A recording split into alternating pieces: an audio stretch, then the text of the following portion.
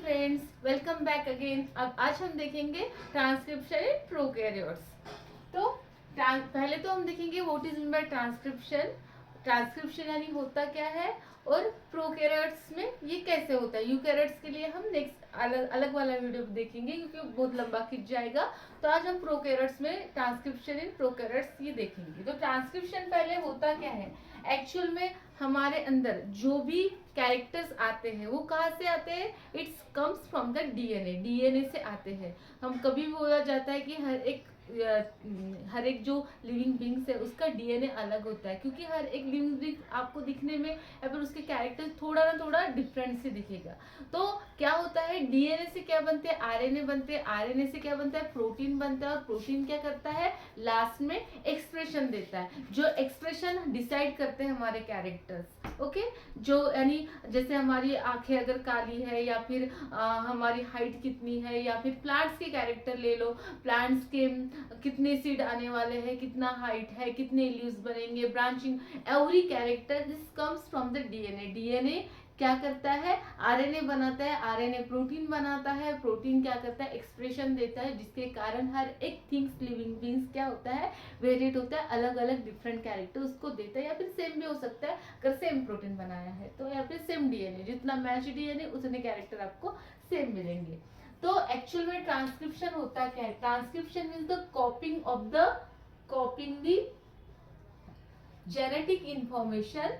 Genetic information कहा किसके पास है, genetic information is in the DNA. किसके पास है, डीएनए के पास है। तो कॉपिंग द डीएनए स्ट्रैंड और genetic information from the DNA into the RNA. और कॉपी करेगा कौन, आरएनए कॉपी करेगा, जैसे कि वैसा डीएनए, क्योंकि डीएनए डायरेक्ट प्रोटीन नहीं बना सकता है। डीएनए डायरेक्ट प्रोटीन नहीं बनाता है, डीएनए पहले आरएनए बनाता है और आरएनए क्या करता है, उसके बाद क्या करता है, प्रोटीन बनाता है। आरएनए क्या करता है, प्रोटीन बनाता है।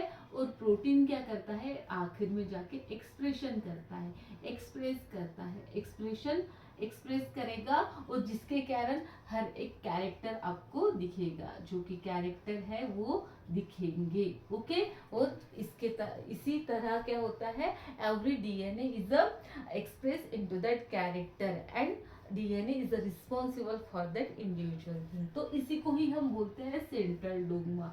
ये जो है डीएनए टू आरएनए और आरएनए टू प्रोटीन, ये जो प्रोसेस है उसी प्रोसेस को बोला जाता है सेंट्रल डोग्मा। सेंट्रल डोग्मा जो कि किसने दिया था, फ्रांसिस क्रिक ने, जिन्होंने जो वॉटसन एंड क्रिक थे, जिन्होंने डीएनए स्ट्रक्चर ऑफ डीएनए बताया था, डीएनए का मॉडल दिया था, उनमें से जो क्रिक है, फ्रांसिस क्रिक, उन्होंने ही क्या किया था, फ्रांसिस क्रिक ने डीएनए का मॉडल सॉरी सेंट्रल डोग्मा दिया था। कब, 1958 में, when it is that central dogma given in 1958। what that telling that central dogma बता क्या रहा है, सेंट्रल डोग्मा ये बता रहा है कि डीएनए से आरएनए बनेगा हमेशा, और आरएनए से ही प्रोटीन बनेगा। डायरेक्टली डीएनए प्रोटीन नहीं बनाएगा, डायरेक्टली डीएनए जाके एक्सप्रेस नहीं करेगा। ओके, तो अगर हम ट्रांसक्रिप्शन प्रोसेस देखेंगे तो ट्रांसक्रिप्शन प्रोसेस एक्चुअल में होती क्या है, डीएनए से। तो यह इसकी जो ये वाली प्रोसेस है, ये जो पहली स्टेप है, ये पहली स्टेप है, इसी को ही बोलते हैं ट्रांसक्रिप्शन। इसी को ही बोलते हैं ट्रांसक्रिप्शन। ओके, और आरएनए से प्रोटीन बनाने की प्रोसेस को बोलेंगे ट्रांसलेशन। इस प्रोसेस को क्या बोलेंगे, ट्रांसलेशन। ओके, तो ट्रांसक्रिप्शन और ट्रांसलेशन, तो अभी हम ओनली ट्रांसक्रिप्शन देखेंगे, वो भी प्रोकैरियोट्स में। यूकैरियोट्स में थोड़ी कंजेस्टेड हो जाती है, क्योंकि यूकैरियोट्स का जो आपको सेल देखोगे, सेल ऑर्गेनाइजेशन थोड़ा डिफरेंट है। जैसे प्रोकैरियोट में न्यूक्लियस नहीं होता है, प्रोकैरियोट में डायरेक्टली एक सेल, मोस्टली तो प्रोकैरियोट्स यूनिसेल्युलर ही होते हैं, और यूनिसेल्युलर होने के कारण उनमें न्यूक्लियस वगैरह कुछ नहीं होता। डायरेक्टली ये जो सेल होता है, सेल के साइटोप्लाज्म में क्या पड़ा होता है, डीएनए पड़ा होता है। साइटोप्लाज्म में ही डीएनए पड़ा होता है, आपको यहाँ पे ही डीएनए दिखेगा। वो भी मोस्टली सर्कुलर शेप का डीएनए होता है, जो कि यूकैरियोट्स में लीनियर शेप का डीएनए होता है, थ्रेड लाइक स्ट्रक्चर होता है। और यूकैरियोट्स सॉरी प्रोकैरियोट्स में सर्कुलर सर्कुलर शेप का डीएनए होता है। ओके, तो जो डायरेक्टली साइटोप्लाज्म में पड़ा होता है, इसमें अगर ये जो हम यूकैरियोट्स देखें तो यूकैरियोट्स के लिए सेपरेट जो न्यूक्लियस है, न्यूक्लियस में ये डीएनए पाया जाता है, ऐसे कुछ नहीं होता है इसमें, डायरेक्टली ऐसे ही आपको डीएनए मिलेगा। तो इसी के कारण जो ट्रांसक्रिप्शन प्रोसेस होती है प्रोकैरियोट्स में, in prokaryotes transcription process is occurs into cytoplasm. Okay, कहाँ पे होगी ये? साइटोप्लाज्म में ही होगी, ना कि प्रोटोप्लाज्म में। प्रोटोप्लाज्म में न्यूक्लियस में नहीं होगी। क्यों? और जो न्यूक्लियस में कहाँ पे होगी? इन यूकैरियोट्स में ट्रांसक्रिप्शन की प्रोसेस कहाँ पे होगी? न्यूक्लियस में होगी, क्योंकि डीएनए कहाँ पे है? न्यूक्लियस में, और डीएनए से ही आरएनए बनने जा रहा है, और इसमें से ही डीएनए से ही आरएनए बनने जा रहा है, लेकिन डीएनए कहाँ पे है? साइटोप्लाज्म में, इसलिए इसमें साइटोप्लाज्म में ही होगी। तो कहाँ पे होता है? प्रोकैरियोट्स में, प्रोकैरियोट्स में होता है साइटोप्लाज्म में। ओके, कैरियोट्स में, साइटोप्लाज्म में कौन सी प्रोसेस होगी? ट्रांसक्रिप्शन की प्रोसेस होगी। ओके, उसके बाद अगर हम देखेंगे तो the transcription process is divided into 3 steps. Transcription, what is mean by transcription? पहले तो हम ट्रांसक्रिप्शन देख लिया है, copying the genetic information from one strand of DNA into the RNA, messenger RNA और mRNA. Copying the genetic information from the DNA to RNA to the RNA by copying the one strand of the DNA, एक ही strand को copy करेगा। इसके अगर steps हम देखेंगे, okay, इसकी steps हम देखेंगे तो पहला स्टेप्स आ जाएगा हमारा initiation, second step will be the elongation, and third step will be the termination. Okay, termination यानी इनिशिएशन स्टार्ट होना, इलोंगेशन यानी बढ़ते जाना, खींचते जाना, बनते जाना, सिंथेसाइज होना आरएनए, एक्चुअल में सिंथेसाइज यहाँ पे स्टार्ट हो जाएगा, यहाँ पे क्या हो जाएगा? सिंथेसाइज हो जाएगा। कौन सिंथेसाइज होगा? सिंथेसिस ऑफ आरएनए, और यहाँ पे स्टॉप हो जाएगा। ओके, स्टॉप हो जाएगा सिग्नल। तो एक्चुअल में अगर ये हम स्ट्रैंड ले लेंगे, ओके, अगर ये हमारा क्या है?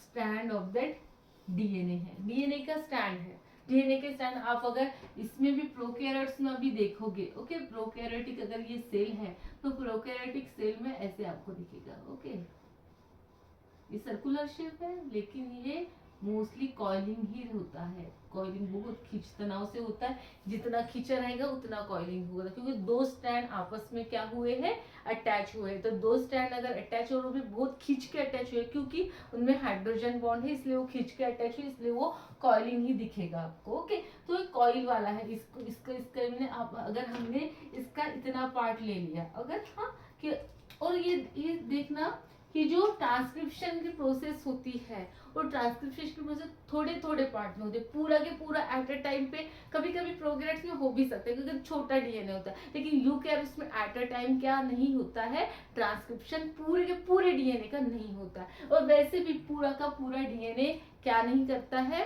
डायरेक्टली कोडिंग नहीं करता है, डायरेक्टली आरएनए नहीं बनाता, उसका थोड़ा थोड़ा पार्ट ही आरएनए बनाता है। प्रोकैरियोट्स में ऐसी चीजें हो सकती है, प्रोकैरियोट्स के बारे में हम बोल सकते हैं कि पूरा की पूरा डीएनए आरएनए बनाएगा, लेकिन यूकैरियोट्स में ऐसा नहीं होता है। यूकैरियोट्स का डीएनए ही इतना लंबा होता है, अगर ह्यूमन का डीएनए ले ले और उसको लंबा खींच ले तो हम पृथ्वी से लेके चांद तक जा सकते, इतना लंबा डीएनए होता है हमारे अंदर, एक सेल में इतना लंबा डीएनए होता है। तो इसी के कारण जो प्रोकैरियोट्स में जो डीएनए होता है, तो प्रोकैरियोट्स का डीएनए एक्चुअल में तो यूनिसेल्युलर, बहुत बार तो यूनिसेल्युलर होते हैं, तो यूनिसेल्युलर होने के कारण क्या होता है? बहुत स्मॉल अमाउंट ऑफ डीएनए, क्योंकि उतने को ही एक्सप्रेस करना है, तो उनका ज्यादा बड़ा डीएनए नहीं होता है, और पूरा के पूरा DNA at a time translation की प्रोसेस भी चालू होती है ट्रांसक्रिप्शन के टाइम पे, लेकिन वो थोड़ा थोड़ा पार्ट ही क्या होता है? ट्रांसक्राइब होता है। क्यों? क्योंकि एट अ टाइम एक ही प्रोटीन बनाना है, क्यों एक ही प्रोटीन बनाना है एट ए टाइम?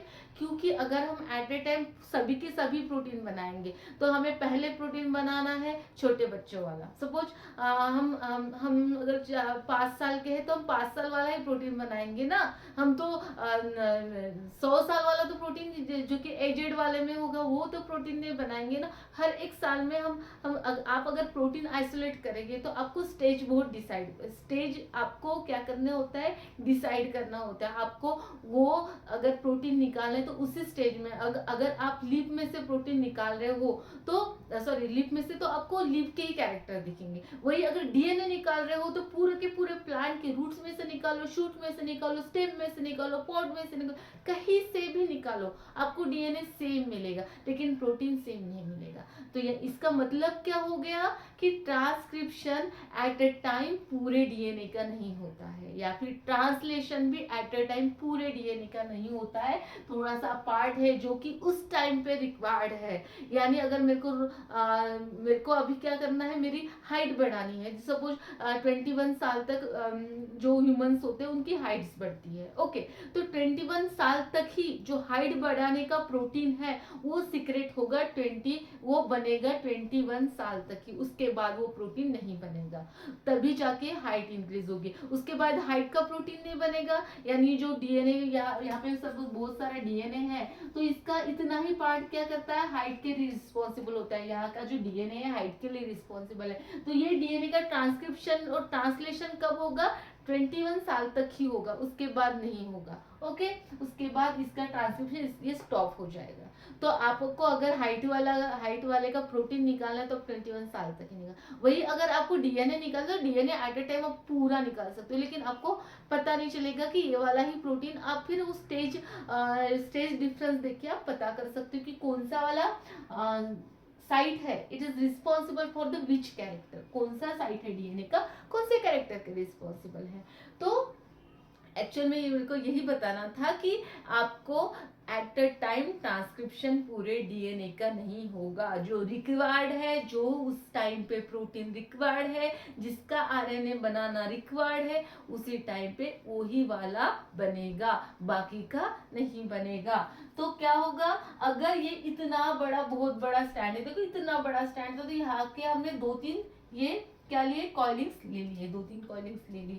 तो अभी मेरे को बनाना है, क्या बनाना है, I want to make the RNA from this portion because I want to express only that code that this DNA and converted into the RNA and RNA will be converted into protein। RNA से protein बनेगा और protein क्या करेगा, जब protein क्या करेगा, express करेगा at that time, उस टाइम पे क्या रिक्वायर्ड है उस टाइम पे। तो क्या होगा, ये चीज है यहाँ पे, सॉरी ये चीज नहीं, sorry this is the DNA stand. तो डीएनए स्टैंड का ये वाला ही पार्ट क्या हो रहा है, ट्रांसक्रिप्शन कर रहा है, ट्रांसक्रिप्शन के थ्रू जा रहा है। तो यहाँ पे हमारी प्रोसेस पहले होगी इनिशिएशन। पहली प्रोसेस क्या होगी, इनिशिएशन। फर्स्ट स्टेप होगा इनिशिएशन। इनिशिएशन में एक्चुअल में क्या होता है, जो सिग्मा फैक्टर है, सिग्मा फैक्टर अटैच होता है, sigma factor attach on the promoter side. कौन से साइड पे अटैच होता है, प्रमोटर साइड पे अटैच होता है। तो प्रमोटर साइट जो होता है, प्रमोटर साइट जो होता है वो कौन सा साइट होता है, जहां से हमारा ट्रांसक्रिप्शन का प्रोसेस इनिशिएट होगा, स्टार्ट होगा, उस साइट को बोलते हैं साइट। यानी क्या होगा, सम सीक्वेंसेस होंगे, सीक्वेंसेस होंगे। यानी सपोज यहाँ पे ऐसा वाला सीक्वेंसेस है, सीक्वेंसेस होंगे। तो अगर हम देखेंगे ऐसे सीक्वेंसेस होंगे, that is the suppose AGC ATC AG। अब इसके आप अगर कम्प्लीमेंट्री आप इसके लिखते हो तो ऐसे हो जाएगा। ओके, तो ऐसे हो जाएगा। तो it will be complementary with that, दो स्टैंड तो कम्प्लीमेंट्री होते हैं तभी जाके हाइड्रोजन बॉन्ड से अटैच होते हैं। तो ये वाला मेरे को पार्ट है, ये वाला डीएनए का पार्ट है जो आगे जाके बनाने वाला है प्रोटीन। तो अभी इसी को ही हमने क्या करना है, it's want to give for the transcription. ये रेडी हो गया है, ये पार्ट सिग्नल आ गए कि अरे अभी तेरे को क्या बनाना है, प्रोटीन में तेरी बारी आ गई है, अभी ये वाला प्रोटीन जरूरी है इसको अपने शरीर को, तो ये वाला आप प्रोटीन या फिर उस प्लांट को, उस चीज को, तो this protein should have to make ready for the transcription. तो ये वाला डीएनए को आप एक्टिवेट कर लोगे। तो एक्टिवेट कब होगा, जब सिग्मा फैक्टर प्रमोटर साइट पे अटैच होगा। ओके, और ये कौन बनाता है, इसमें आपको लगेगा एक ना RNA polymerase, RNA polymerase, RNA polymerase, क्योंकि पॉलीमरेज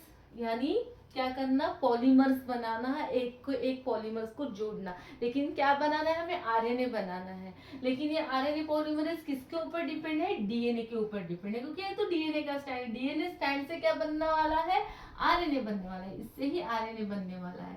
तो आरएनए पॉलीमरेज तो आ गया, लेकिन ये किसके ऊपर डिपेंड है, डीएनए। तो therefore it is called as a DNA dependent RNA polymerase, DNA dependent RNA polymerase. ये भी आरएनए पॉलीमरेज 2 होता है, जो कि क्या बनाने वाला है, it will be make the RNA, ये आरएनए बनाने वाला है। तो लेकिन ये आरएनए पॉलीमरेज है, ये क्या होता है, एक एंजाइम होता है, एक एंजाइम होता है। सिग्नल मिलते हैं उस एंजाइम को, जाओ अभी क्या करो, आप आरएनए बनाओ, तो सिग्नल देगा। ओके, जो सिग्नलिंग एजेंट होते हैं वो सिग्नल देंगे, उसके बाद लेकिन ये खुद नहीं जा सकता, उसके खुद के पैर नहीं, उसके खुद के पास गाड़ी नहीं है। तो गाड़ी कौन बन के आएगा, सिग्मा फैक्टर। सिग्मा फैक्टर बोलेंगे तेरे को खुद से नहीं जाने आता ना, मैं काम करता हूँ, तेरे से अटैच होता हूँ। सपोज ये क्या है, आरएनए पॉलीमरेज है, तो सिग्मा फैक्टर क्या हो जाएगा, ये अटैच हो जाएगा। दिस इज द सपोज ये दिस इज सिग्मा फैक्टर है, सिग्मा फैक्टर जाके अटैच हो जाएगा और इसको लेके जाएगा कौन सी साइड पे, प्रमोटर साइड पे।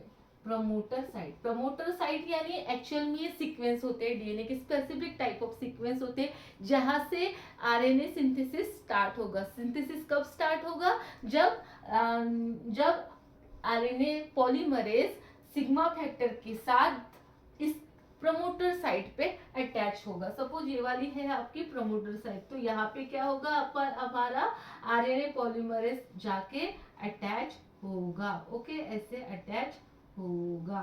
ओके, ये क्या है, आरएनए पॉलीमरेज, सिग्मा फैक्टर का काम हो गया, इसने लाके छोड़ दिया इसको। अभी ये सिग्मा फैक्टर निकल जाएगा, भाई मेरा काम हो गया, मैं यानी तू, तेरे पास पैर नहीं थे, मेरे को गाड़ी लानी थी, मैंने गाड़ी से तेरे को छोड़ दिया। ओके, मैंने तेरे को कहाँ पे जाना था, प्रोमोटर साइट पे जाना था, वहां पे छोड़ दिया। अब ये सिग्मा फैक्टर निकल जाएगा, उसका काम हो गया, इसका काम यहाँ तक ही था, to attach that RNA polymerase and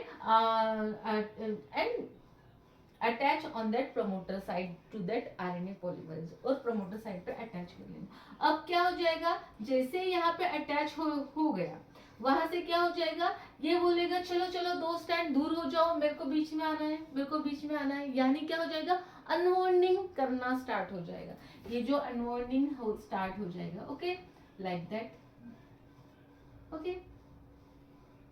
अगर ये ऐसे है तो अनवाइंडिंग, यानी सपोज ये दो रस्सी थी, तो दो लाइन की रस्सी थी, एक दूसरे से लपेटी हुई थी, कॉइलिंग हुई थी। तो अगर यहाँ पे आरएनए पॉलीमरेज आने के बाद it will be go for the unwinding हो जाएगा, और अनवाइंडिंग होने के बाद जो बनेगा उसको ही बोलेंगे RNA bubbles, sorry DNA bubble, क्योंकि 2 स्टैंड है, 2 स्टैंड बबलिंग यानी बड़े बन गए, यहाँ पे गैप बन गए।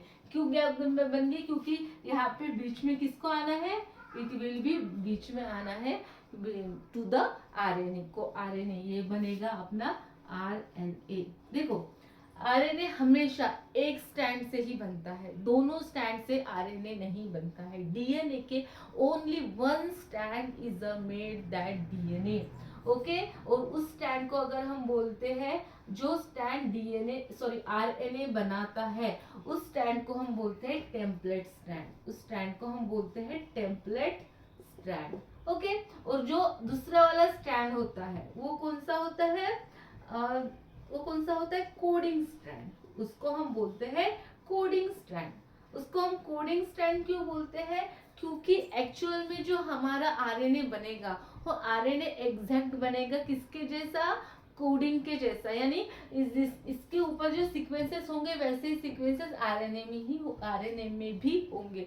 ओनली ओनली रिप्लेस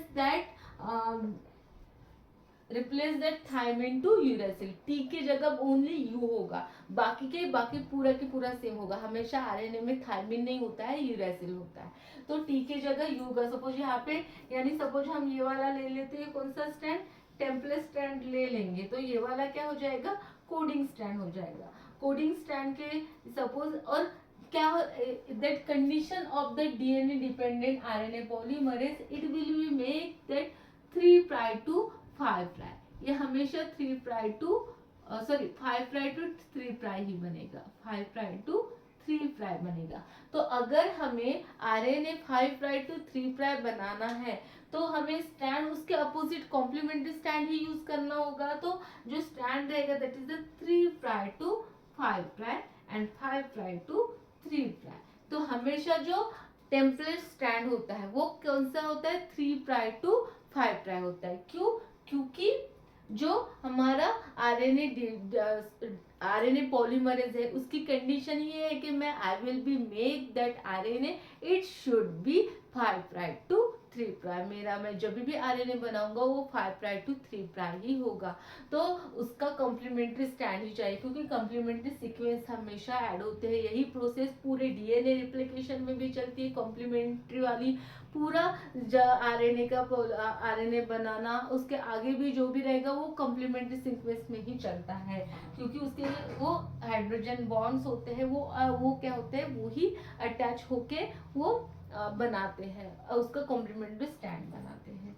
तो बन जाएगा, क्या बन जाएगा, it will B make the 5' to 3' RNA, therefore that it will be used, that strand should have to sequence from 3' to 5', and that 3' to 5' sequence strand is called as the template strand, and another opposite strand which having the 5' to 3' position is called as the क्या बोलेंगे, coding stand बोलेंगे उसको। तो ये हो जाएगा हमारा initiation में क्या हो गया, सिग्मा फैक्टर अटैच हो गया। एक्चुअल में जो होता है, जो हम साइट स्टार्ट करते हैं, ये साइट होती है 1, जहां से क्या होने वाला है, ट्रांसक्रिप्शन स्टार्ट होने वाला है। तो इससे 10 -10 पे और -35 पे जो होता है वो होता है प्रमोटर सीक्वेंस, -35 तक, -10 से -35 तक, क्योंकि हम इसको 1 लेके चलते हैं, तो उसकी पीछे की गिनती, तो पीछे की गिनती यानी पीछे के स्टैंड, तो हम 1 2 3 4 से बेस पेयर को काउंट करेंगे, तो ऐसे -35 तक हमारा क्या होगा, specific type of promoter sequences होंगे। मैंने एग्जाम्पल के लिए 3 ही लिखे, ऐसे 35 तक हो जाएंगे। तो वहाँ पे ही क्या होगा, जुड़ेगा सिग्मा फैक्टर, और सिग्मा फैक्टर और आरएनए पॉलीमरेज सिग्मा फैक्टर निकल जाएगा एक बार प्रमोटर साइट पे जोड़ने के बाद आरएनए पॉलीमरेज को। उसके बाद आरएनए पॉलीमरेज अपना काम स्टार्ट करेगा फ्रॉम 1 से, 1 से अपना काम स्टार्ट करेगा, 1 बेस पेयर से अपना काम स्टार्ट करेगा to synthesis of the DNA. Okay, actual में स्टार्ट तो यही से हो जाता है, थोड़ा थोड़ा सिग्मा फैक्टर इसको हेल्प करता है। तो इसमें अगर इसको आरएनए बनाना है, तो आरएनए बनाने के लिए ए होगा टी, तो टी तो नहीं होता इसलिए यू, इसके बाद सी, इसके बाद होता है जी ऐसे करके। तो अगर 10 तक हो जाता है, 10 सीक्वेंस तक अगर आरएनए स्टैंड बना लेता है, मोर देन 10 बेस सीक्वेंस का स्टैंड बना लिया, तो it will be make for the sure for the RNA synthesis. अगर उससे कम बना लिया तो इट इज द डिग्रेड, वो डिग्रेड हो जाएगा, वो कुछ काम का नहीं होगा। तो ये आपको 10 तक, यहाँ तक तो आपको स्टैंड बना, मोर देन 10 तो बनाना ही बनाना है। अगर कम बना लिया, कभी कभी कुछ प्रॉब्लम्स आ जाती है, वो पूरा स्टैंड नहीं बना पाता तो डिग्रेड हो जाते हो, कुछ काम का नहीं होता, आगे जाके वो पूरा के पूरा आरएनए या mRNA नहीं बना पाता। तो 10 से ज्यादा उसको सीक्वेंसेस चाहिए आरएनए बनाने के लिए। उसके बाद क्या होगा, सिंथेसिस स्टार्ट होगा। सिंथेसिस कहाँ से स्टार्ट होगा, that is the elongation step से। तो इलोंगेशन स्टेप जहाँ से सिंथेसिस होने वाला है, सपोज हम यहाँ तक ले लेते हैं, ओके, यहाँ से आगे हम ले लेंगे, यहाँ से आगे हम ले लेंगे इलोंग टर्मिनेशन साइड, ओके, यहाँ तक हम प्रमोटर साइड ले लेंगे। This is the promoter side. कौन सी साइड है ये, प्रमोटर साइड। प्रमोटर साइड जो होती है वो स्ट्रक्चरल जीन से बनती है। वो किससे बनती है, स्ट्रक्चरल जीन से बनती है। Structural gene means the which are the actually gene is responsible for the coding and synthesis of the RNA. Actual में यही जीन रिस्पॉन्सिबल होने वाले हैं प्रोटीन बनाने के लिए, जो स्ट्रक्चर करेंगे वो काम में आने वाले हैं, वो वाले जीन। और ये होता है termination, termination, okay, termination sequence, terminator sequence और टर्मिनेशन, टर्मिनेटर सीक्वेंस और promoter sequence, structural gene and termination sequence और टर्मिनेटर सीक्वेंस। जो सीक्वेंस में जाने के बाद जो हमारी ट्रांसक्रिप्शन की प्रोसेस है वो क्या हो जाएगी, स्टॉप हो जाएगी। क्या हो जाएगी, स्टॉप हो जाएगी। तो क्या होगा, अभी सिंथेसिस कहाँ से स्टार्ट होगा, आरएनए पॉलीमरेज अपना काम करेगा। काम कैसे करेगा, यहाँ पे बनाएगा क्या, यहाँ से अभी यहाँ तक ला लिया सिग्मा फैक्टर, सिग्मा फैक्टर निकल गया। अब यहाँ पे आने के बाद अब क्या कर रहा है, आरएनए पॉलीमरेज एक एक बेस पेयर को जोड़ते जा रहे हैं। यहाँ पे टी को जोड़ेगा, यहाँ पे वो ए को जोड़ेगा, यहाँ पे जी को जोड़ेगा, यहाँ पे अगेन टी को जोड़ेगा, यहाँ पे सी को जोड़ेगा। Like that it will be go for the adding of the one and one base pair from the एक से एक बेस पेयर वो जोड़ते जाएगा and with the help of that RNA polymerase enzyme की हेल्प से एक एक एक एक सीक्वेंस जोड़ते जाएगा और लंबी डंडी बनती जाएगी। ओके, तो ये क्या हो रहा है, आरएनए बन रहा है। ये ऐसे यहाँ से आके बाहर निकलेगा। ये जो आरएनए है यहाँ से आके ऐसे बाहर निकलेगा। ओके, एक एक एक एक एक एक ये आगे बढ़ते जा रहा है आरएनए पॉलीमरेज, फिर यहाँ पे गया, यहाँ पे गया, यहाँ पे गया और बनते जा रहा है। ये यहाँ से बाहर निकलते जा रहा है। सिंगल बहुत आरएनए जो होता है क्या होता है, सिंगल स्टैंडर्ड होता है। तो एक ही स्टैंड हमें जरूरी है, दो स्टैंड नहीं है, क्योंकि हमें एक स्टैंड से ही प्रोटीन बनाना है। दो स्टैंड से कभी प्रोटीन नहीं बनता, क्योंकि वो दो स्टैंड अगर कॉम्प्लीमेंट्री है तो एक मिक्स से अटैच हो जाते हैं आरएनए के, क्योंकि और एक ही स्टैंड से वो बना रहे हैं तो ए वो सिंगल स्टैंडर्ड ही बनेगा। उसके बाद ये पहुंच जाता है कौन से साइड पे, टर्मिनेशन साइड पे। तो सिंथेसिस में क्या होगा, इलोंगेशन में क्या होगा, adding the base pair add होते जाएंगे और चेन बनते जाएंगे, यानी पॉलीमरेज चेन बनते जाएगी। पॉलीमरेज चेन सिंथेसिस हो जाएगी, सिंथेसाइज। ओके, इसमें कोई काम नहीं है किसी का, अकेला ही डीएनए डिपेंडेंट आरएनए पॉलीमरेज ही एक एक एक एक बेस पेयर को ऐड करते करते कौन से कॉम्प्लीमेंट्री बेस पेयर को ऐड करते करते चेन बनाते जाएगा। चेन बनाने के बाद फिर आ जाएगा टर्मिनेशन सीक्वेंस।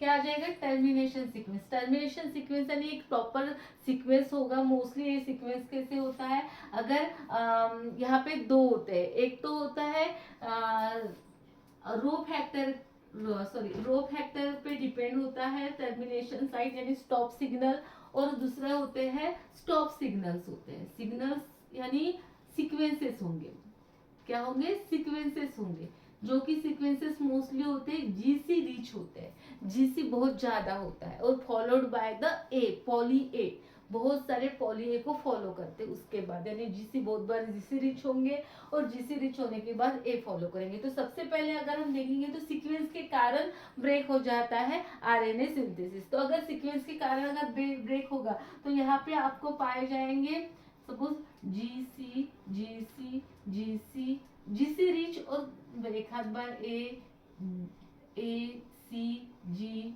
ऐसे पाए जाएंगे। ओके, बहुत सारे जीसी जीसी सीक्वेंस है, तो उसके अगेंस्ट में ये बनाते जाएगा, इसके अगेंस्ट में ये बनाते जाएगा C G C G C जी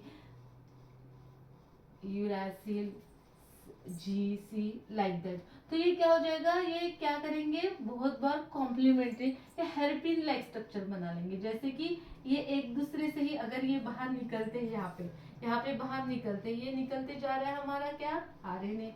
तो अगर ये बाहर निकलते और यहाँ पे क्या है, जी है, सी है, जी है, सी है, तो एक दूसरे के साथ ही क्या हो जाएंगे, अटैच हो जाएंगे सब। यहाँ पे सी, यहाँ पे जी, यहाँ पे सी, यहाँ पे जी, ऐसे एक दूसरे के साथ ही क्या हो गए, अटैच हो गए। ये जी और सी अटैच हो गए, जी और सी अटैच हो गए, और इसके कारण हेयरपिन लाइक स्ट्रक्चर। उसके बाद फॉलो करेगा कौन, ए ए ए ए ए ए सीक्वेंस। तो ए अगर सीक्वेंस इसमें है, पॉली ए सीक्वेंस है, तो ये यू यू यू बनाएगा। ओके, पॉली ए है, यहाँ पे ए ए ए ए ऐसी सीक्वेंस है, ये जो लाइन बन रही है। ओके, यहाँ पे अगर ए ए ए सीक्वेंस है तो ये यू यू बनाएगा।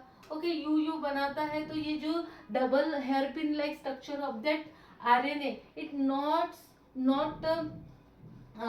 Able to load of that uracil. Uracil का लोड वो सहन नहीं कर सकता, इसके कारण ये टूट जाता है वहां से, और टूट जाने के बाद ये हमारा आरएनए अलग हो जाता है, ब्रेक डाउन हो जाता है, स्टॉप हो जाती है प्रोसेस। और सेकंड है, सेकंड क्या है, ये तो हो गया स्टॉप सिग्नल के कारण। स्टॉप सिग्नल क्या होंगे, जिसे रीच होंगे, जिसे रीच के कारण क्या होगा, हेयरपिन लाइक स्ट्रक्चर बनेगा। हेयरपिन लाइक स्ट्रक्चर बनने के बाद जिसे रीच सीक्वेंस के बाद पॉली ए सीक्वेंसेस रहेंगे, जो poly A sequences poly uracil को सिंथेसाइज करेंगे, किसमें, आरएनए स्ट्रैंड में। और ये जो हेयरपिन लाइक स्ट्रक्चर है, double bonded double hairpin like structure of that RNA, it not be able to resist for that uracil. Poly uracil को वो रेजिस्ट नहीं कर पाएगा, वो एबल नहीं करेगा, उसको सह नहीं पाएगा, उसके कारण ये यहाँ से ब्रेक हो जाएगा। ये एक पार्ट हो गया। सेकंड वाला है रो फैक्टर जाके अटैच हो जाएगा। दूसरा बाहर से आएगा कौन, रो फैक्टर। रो फैक्टर बाहर से आएगा और किस पे अटैच हो जाएगा, ये जो पॉलीमरेज था, कौन सा पॉलीमरेज था, आरएनए पॉलीमरेज था। आरएनए पॉलीमरेज पे ये रो फैक्टर अटैच हो गया। रो फैक्टर बोलेगा, खींचेगा उसको, एक खींच, निकल निकल, जोड़ेगा, डायरेक्टली पुल आउट करेगा, पुल दैट द, यहाँ पे अटैच होने के बाद वो पुल करेगा, खींचेगा, और खींचने के कारण क्या हो जाएगा, that RNA stand is a break down. RNA stand को क्या हो जाएगा, ब्रेक डाउन हो जाएगा, और क्या हो जाएगा, स्टॉप हो जाएगी। कौन सी प्रोसेस स्टॉप हो जाएगी, transcription process will be that stop, and like that in the prokaryote there will be the transcription is the happen।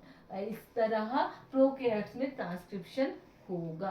तो आपको समझ में आ गया होगा। It is the followed by the 3 step, that is the initiation, elongation and termination। the DNA where it want to get started for that RNA synthesis, it will be made up from that promoter site, structural gene and terminator site।